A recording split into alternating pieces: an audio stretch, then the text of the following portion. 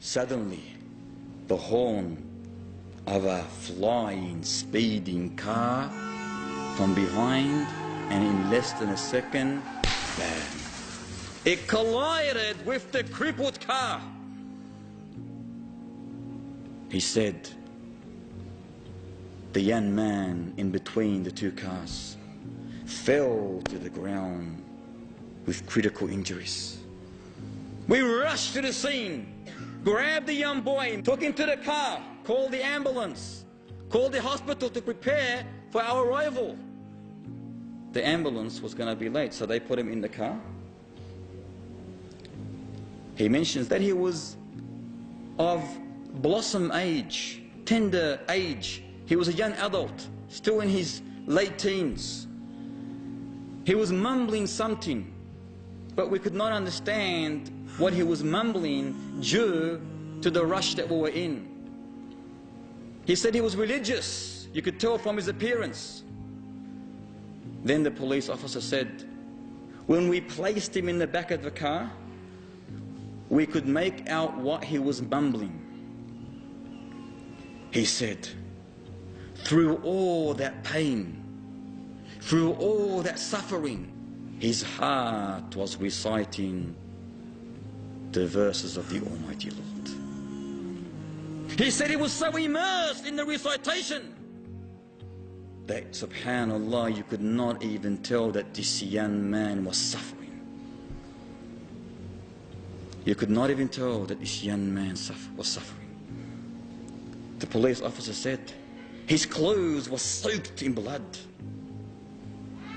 His bones were clearly snapped in many places. However, he continued with his unique, tender, soft voice, reciting the verses of the glorious Quran. Suddenly,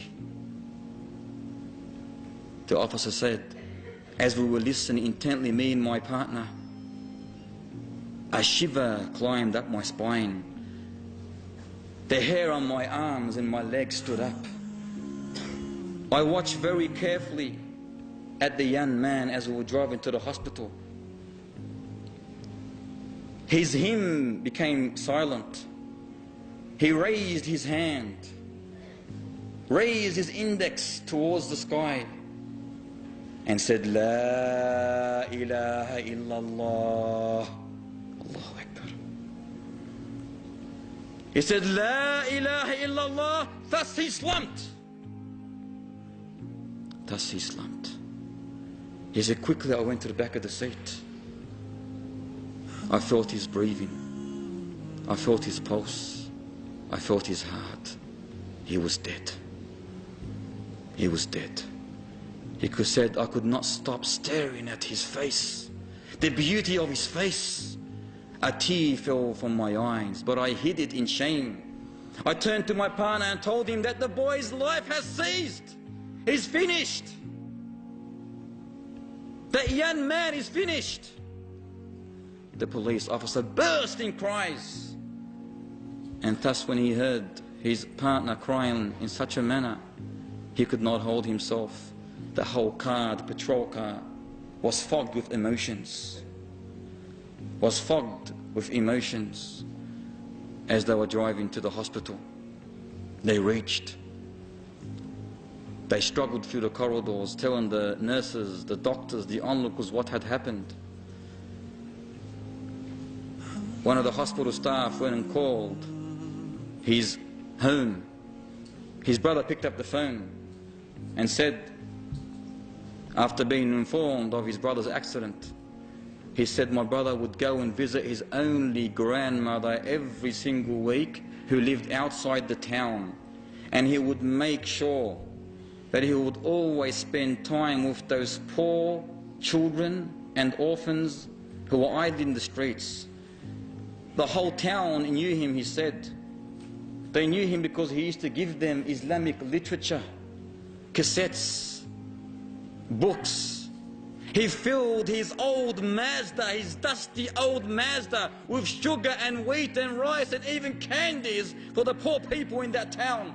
Yet he himself was struggling to live. He himself was struggling to live.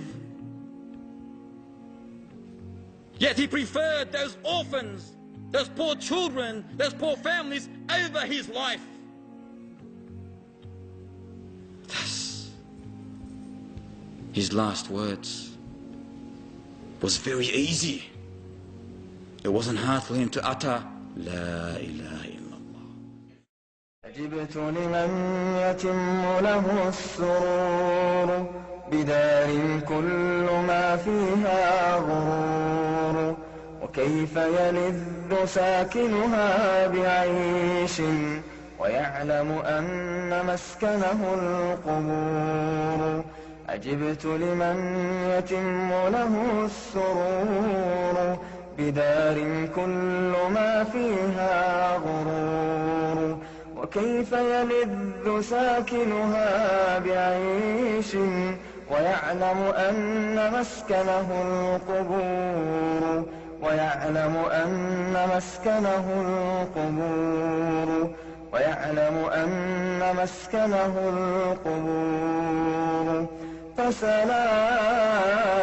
فسلام سلام على أهل القبور.